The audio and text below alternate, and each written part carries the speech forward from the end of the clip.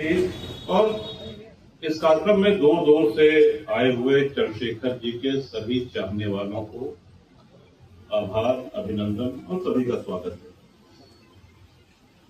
बड़े विस्तार से आदरणीय खन्ना जी ने चंद्रशेखर जी के जीवन पे, उनके व्यक्तित्व पे प्रकाश डाला।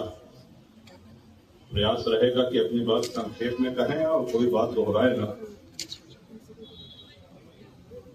ये सही बात है कि जब महापुरुषों की पुण्यतिथि होती है या उनका जन्मदिवस मनाया जाता है तो उसका उद्देश्य ये होता है कि हम उनके जीवन से, उनके कृतित्व से, उनके वक्तव्यों से, उनकी विचारधारा से प्रेरणा ले सकें।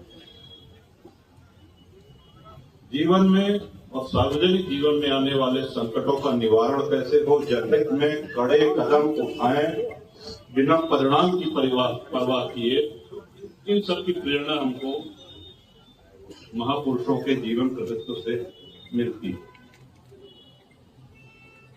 आदरणीय चंद्रशेखर जी का बहुत स्नेह हमको प्राप्त हुआ। अपने आप को सौभाग्यशाली समझता हूं। और कोटा में जब जेल में थे तो कांटर जेल आए थे मिलने, उस समय प्रदेश प्रशासन ने मिलने नहीं दिया। बांदा जेल आए, वहां पर भी भेंट हुई चंद्रशेखर जी से बांदा जेल में, और अपने साथ कई पुस्तकें लेकर के आए। क्या पढ़ते हो, यही पूछा। उस समय श्री रामचरितमानस का अध्ययन कर रहे थे, वो बताया हमने। कई पुस्तकें उन्होंने दी जो आज हमारे लिए बड़ी अनमोल धरोहर है और उनकी स्मृति के रूप में बड़े अच्छे से संजो करके रखा हुआ है। राम गोविंद भाई से कोई खून का रिश्ता नहीं है, लेकिन पुत्र से भी अधिक अगर उनका स्नेह रहा तो श्री राम गोविंद जी के लिए रहा। और इन्होंने भी उसी भाव से हमेशा चंद्रशेखर जी को देखा, उनका साथ दिया, उनके साथ रहे। और जब वरिष्ठ नेता मिलते हैं तो इसी तरह के राम गोविंद जी ने सुरेश जी को आमंत्रित किया समाजवादी पार्टी में। तो सबसे सराहनीय और अनुकरणीय आदरणीय सुरेश भाई का ये है कि 9 टर्म एक ही विधानसभा से जीते। आज के जातिवाद के युग में आप कल्पना करिए कि इनकी बिरादरी के कितने लोग वहां पे होंगे, लेकिन अपनी जनसेवा और अपने उपस्थिति के बल पे लगातार 9 बार, और पिछले 32 वर्षों से हमको इनका मार्गदर्शन विधानसभा में मिल रहा है और आशा करता हूं आगे भी इसी तरह से मिलता रहेगा। चंद्रशेखर जी की सबसे बड़ी विशिष्टता ये थी, कई विशिष्टताएं थी, लेकिन जो हमको सबसे अधिक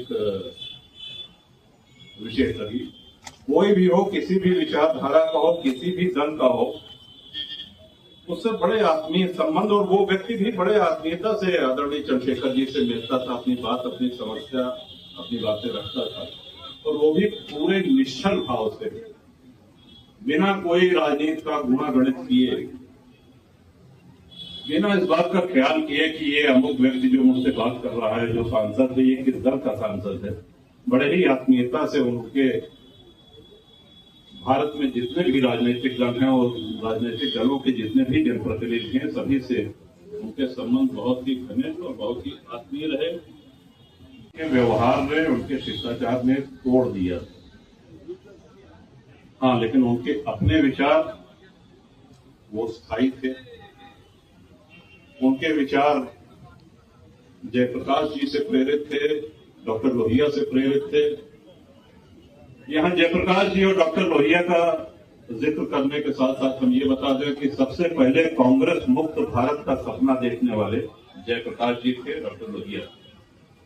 विशेषकर जो हमारे साथी, हमारे बंधुगण जो समाजवादी पार्टी में है, उनको इस बात का ध्यान रखना चाहिए कि डॉक्टर लोहिया की क्या भावना थी कांग्रेस के प्रति, आचार्य नरेंद्र जी देव जी की क्या थी, आदरणीय मुलायम सिंह जी की क्या भावनाएं थी।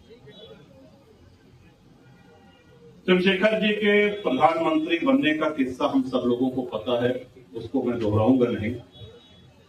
लेकिन 4 महीने के अंदर राजीव गांधी चिंतित होने लगे, कांग्रेस को चिंता होने लगी जिस तरह की उसकी कार्यशैली थी। और हटाने के लिए बहाना ये लिया कि साहब राजीव गांधी के घर के सामने 2 हरियाणा पुलिस के कांस्टेबल टहल रहे थे, मैंने इनको भेजा है जासूसी करने के लिए।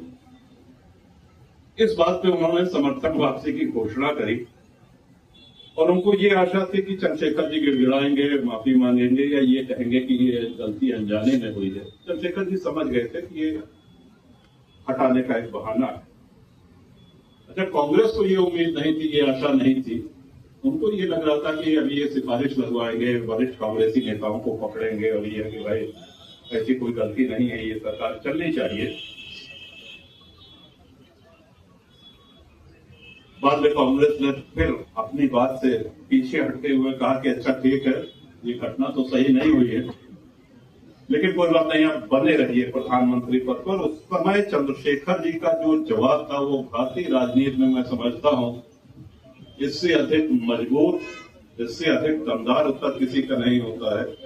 उन्होंने एक शब्द कहा कि माउंट एवरेस्ट की चोटी फतेह की जाती है, माउंट एवरेस्ट पे घर नहीं बनाया जाता, घर नहीं बसाया जाता। और प्रधानमंत्री पद से उसी समय उन्होंने इस्तीफा दिया।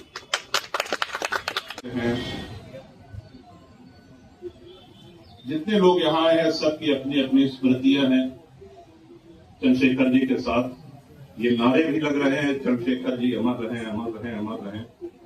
ये सही बात है कि चंद्रशेखर जी हमारे अंतर्मन में, हमारे चेतन में, हमारे मानस में अमर हैं और सदैव अमर रहेंगे।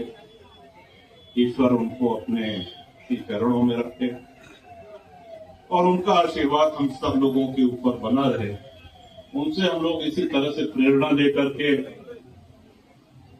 अपनी राजनीतिक यात्रा और जीवन यात्रा इसको आगे बढ़ाएं।